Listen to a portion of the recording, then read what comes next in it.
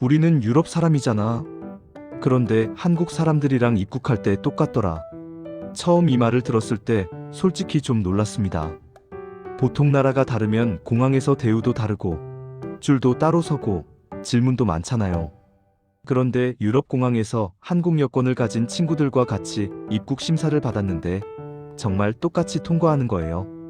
그냥 여권 보여주고 얼굴 확인하고 바로 끝. 질문도 거의 없고 기다림도 짧고 마치 국내선 타는 느낌이었습니다. 그래서 자연스럽게 이런 이야기가 나왔죠.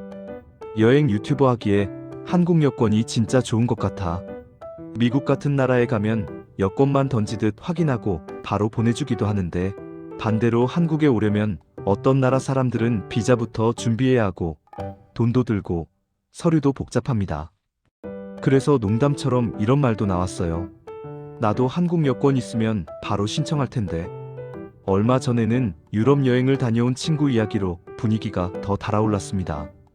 폴란드 바르샤바 공항에 도착했는데 유럽 여권을 가진 사람들 줄과 한국 여권을 가진 친구가 같은 줄에 섰다는 거예요. 그리고 결과는 똑같았습니다. 여권만 보여주고 바로 통과. 도장 찍고 짐 찾으러 바로 이동. 아무 질문도 없고 추가 심사도 없었습니다. 한국 사람들 유럽 갈 때 비자 필요 없어? 응, 없어. 그냥 들어가. 이 말에 다들 한 번 더 놀랐습니다. 프랑스든 이탈리아든 그냥 비행기 표만 있으면 바로 갈 수 있다는 게 너무 신기했던 거죠. 어떤 친구는 제주도 가는 느낌이네라고 표현할 정도였습니다.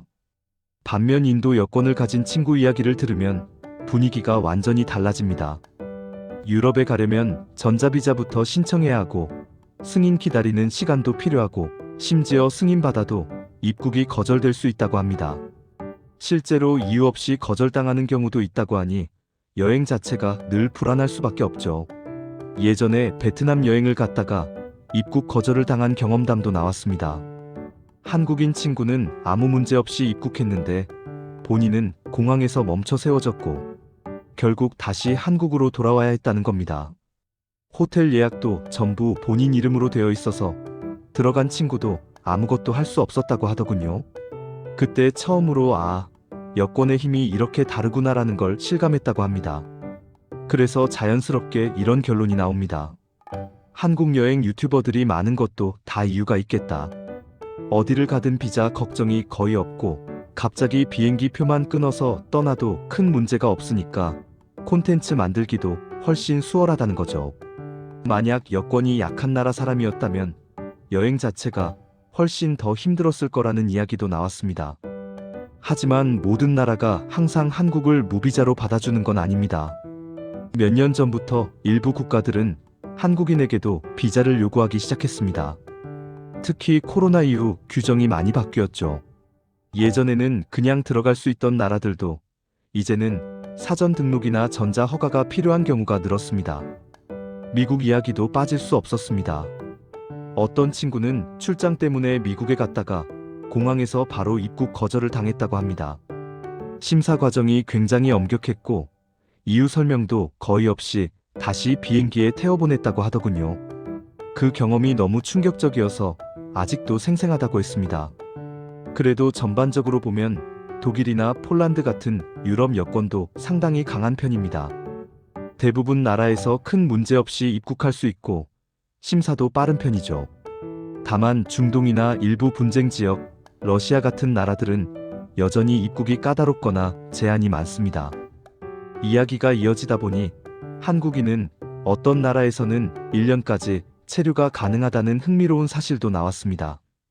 보통 무비자로 입국하면 23개월만 머무를 수 있는데 한국 여권에는 특별히 더 긴 체류를 허용하는 국가도 있다는 거죠.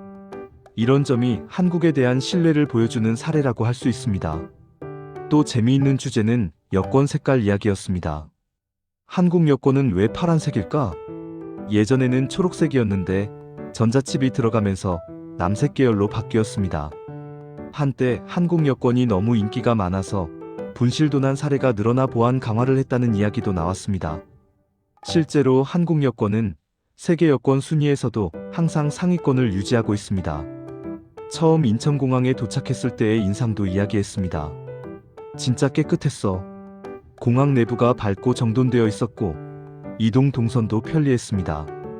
에스컬레이터와 무빙워크가 많아서 큰 캐리어를 끌고 이동해도 부담이 적었고 화장실도 곳곳에 잘 배치되어 있어 편리했다고 합니다. 특히 입국 심사 속도가 인상적이었다고 합니다. 어떤 나라에서는 짐 찾는 데만 1시간이 넘게 걸리는데 인천공항에서는 2030분 안에 공항 밖으로 나올 수 있다는 점이 놀라웠다고 하죠. 공항철도와 지하철 연결도 잘 되어 있어서 이동도 매우 편했습니다. 나라별 공항 특징 이야기도 이어졌습니다. 바르샤바 공항은 작지만 동선이 짧고 효율적이고 독일 공항은 짐 처리 시간이 다소 느린 편, 인도 공항은 보안 검색이 굉장히 까다롭다는 이야기까지 나왔습니다. 어떤 나라에서는 신발을 벗고 검사해야 하고 액체류를 모두 투명 지퍼백에 넣어야 하는 등 절차가 매우 복잡하다고 합니다. 재미있는 농담도 나왔습니다. 한국 사람들은 신발 벗어도 발냄새 거의 안 나지 않냐? 문화 차이에서 나오는 웃지 못할 에피소드들이 자연스럽게 이어졌습니다. 해외 공항 중 인상 깊었던 곳으로는 싱가포르 창이 공항과 두바이 공항 이야기가 빠지지 않았습니다.